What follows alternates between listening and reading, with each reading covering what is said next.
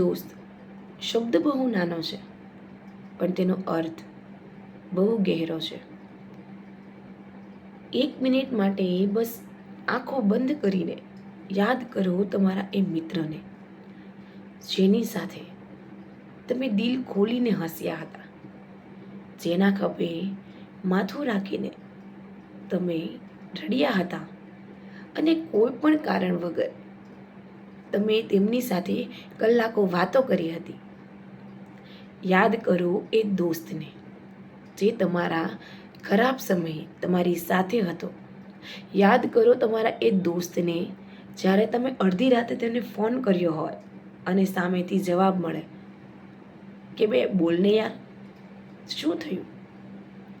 યાદ કરો તમારા એ મિત્રને અને થેન્ક યુ કહો કે મારા જીવનમાં હોવા બદલ.